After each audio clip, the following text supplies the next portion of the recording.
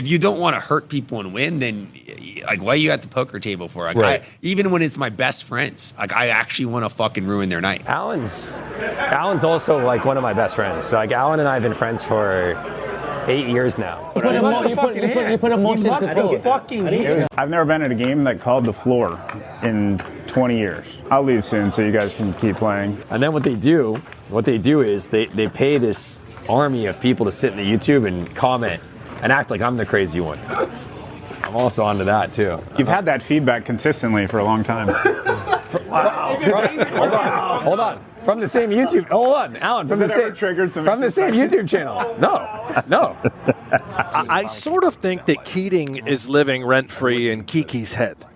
That's what it sounds like to me. The fact that we're still going on about this. Yep, we are still going on about this, but only because Senor Tilt can't let it go. He just made his return to high-stakes poker for the first time since the Alan Keating incident, and it seems he learned absolutely nothing. Here's a quick recap if you missed it or don't remember. At Hustler Casino Live's $1 Million Marathon, Senor Tilt Sam Kiki made such a huge deal over a button game technicality with Alan Keating that Keating literally got up and left a stream he planned to play for 24 hours. The poker community went off. Basically, everyone sided with Keating. You guys loved the video I did on it, so thanks for that. And Sam ended up posting an apology. That all happened on December 2nd, and the poker world was watching to see. Would Sam actually learn his lesson? Would he come back humbled? Would anything change? Well, in this video, we are about to find out as we see his reaction when asked about it at the poker table, as well as actually seeing Alan Keating's. I was a little uncomfortable with that, and I didn't really know what the right thing is to jump in. I'm not really combative. I'll give like some clues that, hey, like, this is a bit too much or something. Sam ends up playing on Poker Go with straight legends like Andrew Roble and Antonio Esfandiari, and of course his new BFF Turbo. Andrew Roble makes a hilarious joke, saying he invited Alan Keating to the game, but for some reason, Keating didn't want to play. I invited Alan today. He didn't want to play for some reason. Tilt defense. You can tell him it's not a Squid Game, so it's okay. Check. That was a joke, by the way. And just like that, the floodgates open. Antonio Esfandiari asks what even happened, and Sam is more than happy to explain his side of the story. What happened? There's something I hustled, but I don't know the details. Me and Turbo, basically, you just sound dirty. it was me and Turbo were both stuck. Okay, and there's a rule at Hustler: if you what is pitch this the cards, is that you don't Donnie get the squid. Wahlberg? It's not. So Production doppelganger? I believe but so. If you ditch the cards, you don't get it. Are you right? buying it? If you have the motion, oh yeah, you don't spot get it. on. But Alan plays in a game in Vegas where they have to touch the muck, but that's not the rules at Hustler. The rules if you ditch them, that's it. So he has. By the way, he's killing the table. He's up like a fucking 1,000,003. 2,000. Right? And Martin Cabral, he watches him ditch the things, and he says, "You don't get your squid, right?" And then then Alan started arguing, and me and Turbo, agreed. We said, "Well, that's the rules. You don't get your squid." There's all this argument, and then I say, why don't we just call it 4? Like, I'm just saying, why don't we, everyone's can't agree. Why don't we just call it 4? That's where everyone went after. That's where we were wrong. Alan goes, I've never had the floor called on me in all my years of playing poker. And I was like, who fucking cares, man? Just call the 4. That's what the 4 is for. It's like officiate. You know what I mean? It's officiation. Officiation. So everyone fucking freaked out. Everyone said Turbo and I are gay butt buddies. Whoa. I know. I didn't hear this. Funny thing. What are you reading? Funny thing is the gay commentary section. The funny thing is we're just. It just is what it is. I mean, you're like one of the better players at the table, and. One of the better turn cards for 5-6 as the 8s get down, sprung. Guys just coming in with their athletic short. Esfandiari. You're one of the better players at the table. You're up like over $1 million. The antidote. A couple of the morons say that you didn't earn the squid. Just. It is. It is what it is. Let me break down what Senor Tilt is saying here because it is wild. His argument is basically Alan Keating was up over $1 million. He was one of the better players at the table, so Keating should have been the one to let it go because he was winning too much money? This is pretty high-level mental gymnastics. And here's the kicker. Sam says he apologized publicly, but not about what happened. He apologized about how he acted. So he is sorry for yelling and getting heated, but calling the floor on his supposed best friend over a button game Nah, he stands by that. Turbo, meanwhile, reveals that he apologized to Keating privately. I actually reached out and actually apologized for my part of it. Did you? Yeah. I apologized publicly. Yeah. Nah, you know, I think it's more classy to do it privately. Not as classy as that comment, though. And also jokes that Senor Tilt needs lots of apologies, which is funny just because it's true. Anyways, I apologize for my part of it, so it's moving on. I apologized. I didn't apologize for that. I apologized for my behavior. Oh, yeah, because you need more apologies. Oh, yeah. You disagreements out of me there, buddy. No disagreements out of me. You're funny, Turbo.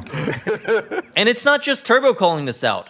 Everyone at the table, players and commentators, had something to say about Senor Tilt's behavior. Even the people sitting with him, playing with him, can see it. Sam's got a reputation, and it is not a good one. I needed that for morale. Sounds good to me. There was a chance they just got it in Morale pre. is key.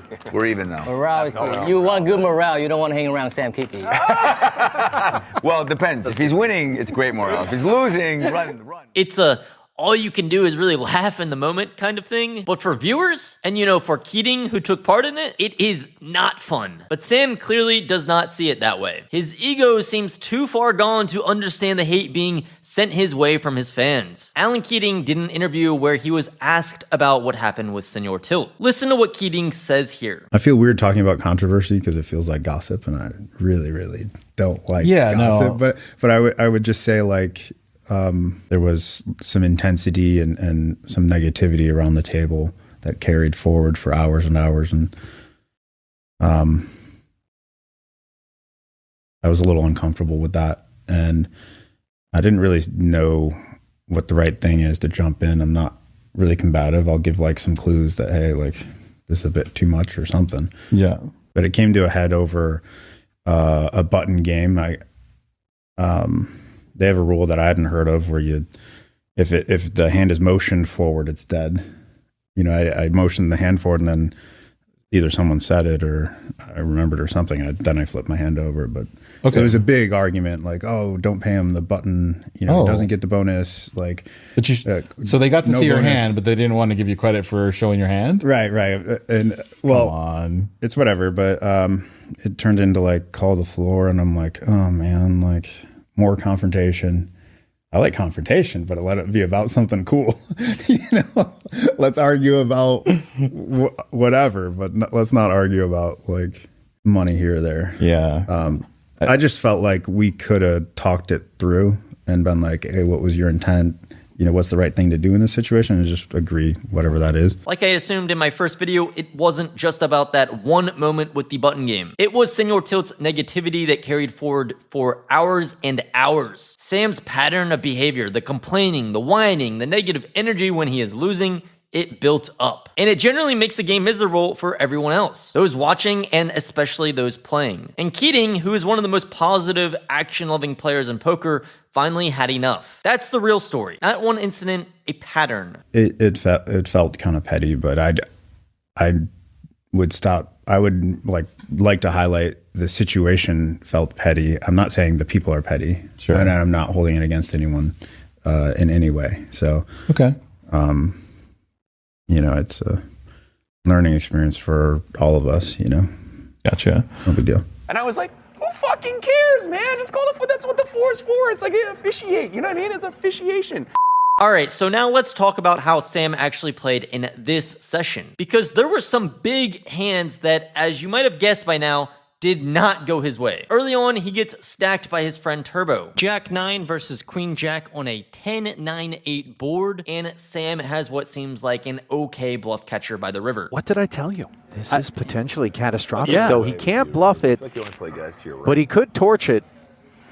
I feel like I'm just kind of in the way. He's thinking through all the theory. I that think he's soaked up. not having a club in his hand was a problem as well. Potentially thinking that Turbo had a busted flush. So Tilt makes the call and gets felted. An almost $400,000 pot. Only plays the nuts. All the speeches. Against the Wamblins, I have to make the Wamblins wah. I can't make you wah, but I don't play the nuts.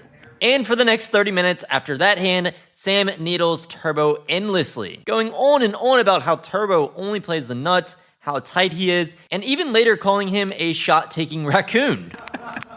I love it. You're gonna get some action, my little raccoon. My little fucking low-stakes shot-taking raccoon. Wow, this guy. Low-stakes shot-taking raccoon has been called. Man. You can see it. Turbo, are you going to stand for that? Give a guy a couple dollars and he thinks he's Superman. Unbelievable, huh? Every animal's in play.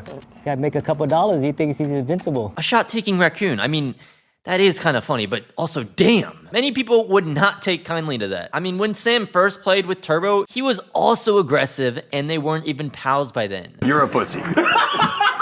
You pussy. I'm not talking like on the street and stuff. I'm just talking at the poker table. You are a vagina. The biggest vagina I've ever seen. Wow. Oh, wow.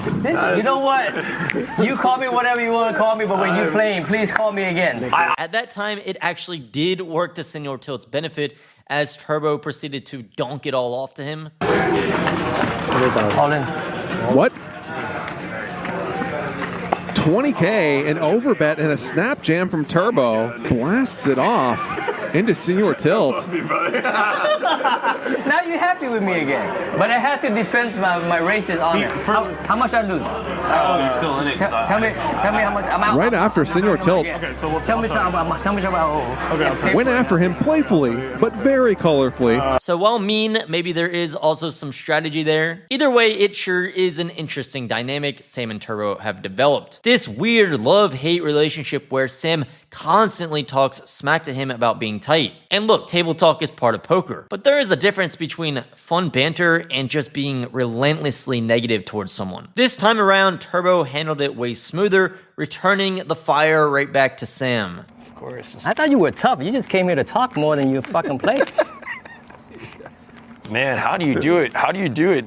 Turbo with king queen suited. How do I do it? We're all wondering how you dig deep with king queen suited. Just bet, and this guy's gonna fold. How do you manage to double? Just find a bigger nit than you and just raise his ass. That's how I do it. King queen suited. Oh, that was pretty good. Everyone at home we would want to know your secret. The secret is find a bigger nit and fucking bluff his ass. Queen suited. You think I'd do that to Robo? I'm scared as shit of Robo. Yeah. Bluff his ass and Hollywood and he folds. Easy game. Later in the session, Senor Tilt does get a big win. He turns a boat against Antonio's straight. Antonio bets a river for value, and Sam raises, and Antonio makes a very nice fold. Sam finally scoops a big one, and we can see the mood shift a bit when he's winning, but that's when this hand happens versus Turbo. 45? Oh my. No spade, nothing but a couple of overs. 45K. The follow through here from Turbo. Might win some money off the raccoon. Just need to focus.